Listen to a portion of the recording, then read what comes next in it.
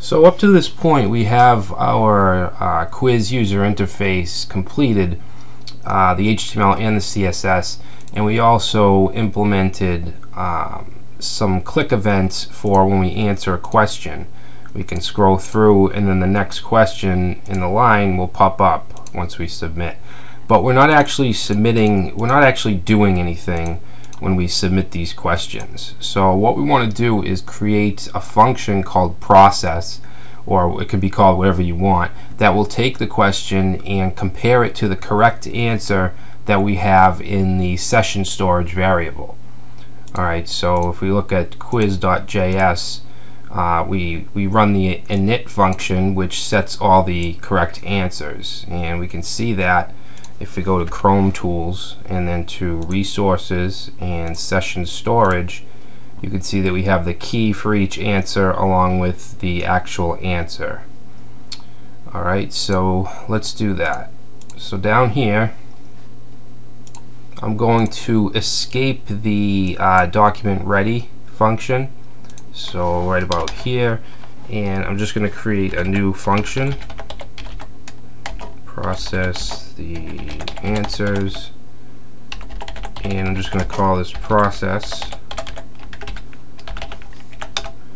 Okay, now this process function is going to take a parameter, and it's basically going to be the question. Okay, so whichever question, and what I mean by that is Q1, Q2, all the way up to Q5. Okay, so what it's going to do is then look at the question. We're going to say if Q is equal to question 1, alright, so that way we know that this is going to process question 1. We're going to create a variable called submitted, and we're going to set that to the value that's checked off. Alright, so for instance, this here, if we check this header and then we take a look at the HTML,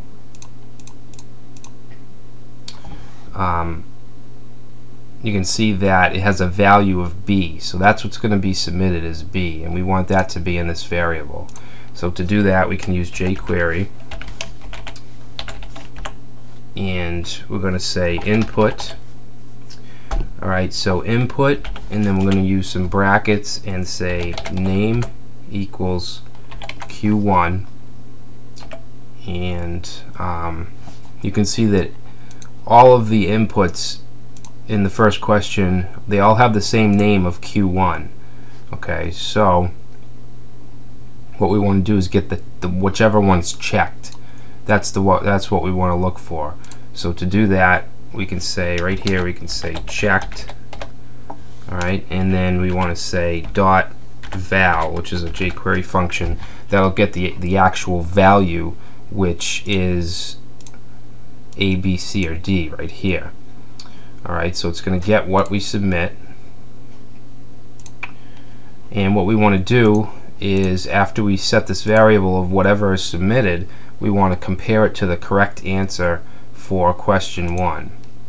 Alright, so we have our answers up here set in A1 through A5.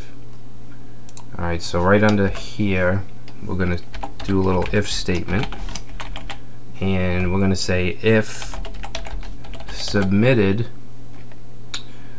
is equal to session storage dot A1.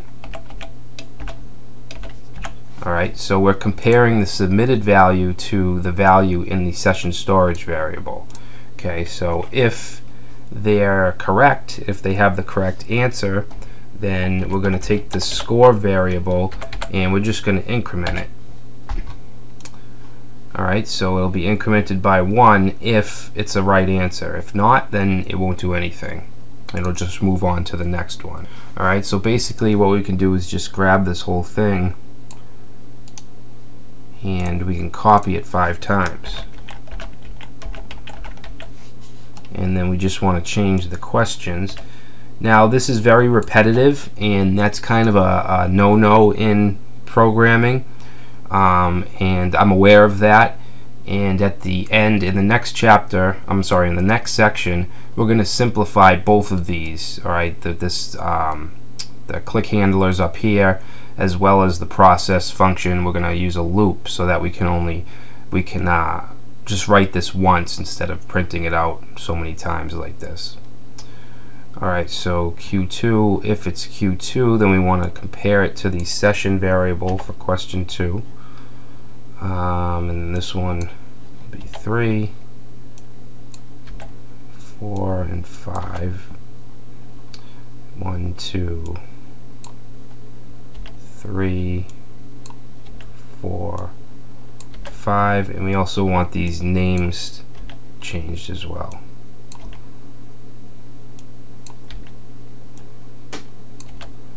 Alright, so I think that will do it. Alright, now the way we have it now, this is fine. We have our process function, but we're not calling it anywhere. So what we want to do is go up here, and after each click we want to call the process function. Okay, so right here, when the first question is submitted, we want to run process, and we want to pass in the correct use single quotes. We want to pass in the correct question, which in this case is question 1. Okay, so when we click on the submit button for question 1, it's going to cause every other question to hide, and it's going to show the question 2. It's going to also then process question 1. Alright, actually we should probably put the process before the fade in, before we bring in the next question. Alright, so that's all we need to do here. Question 2. Process question 3.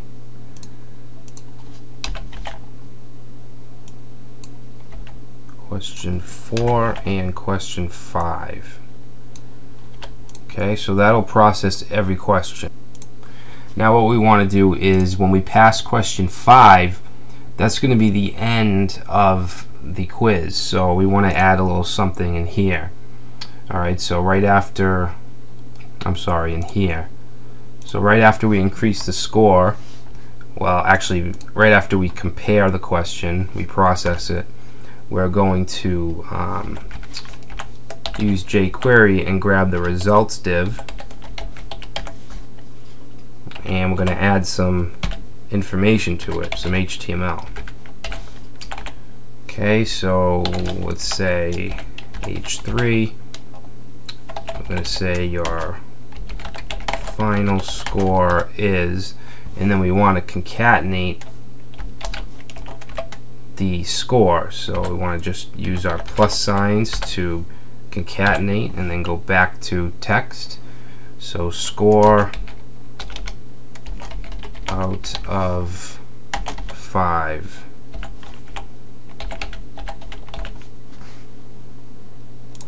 And we're also going to create a link if they want to take the quiz again. So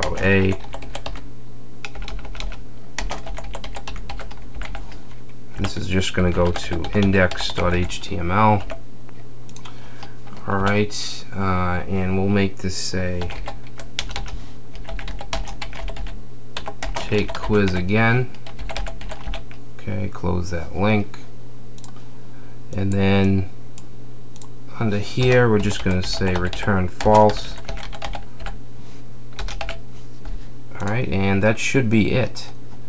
Alright, so this isn't the most optimized code, like I said. We will fix it or make it just more optimal, I guess, and easier to read. So I'm going to save this, and let's just see if this works.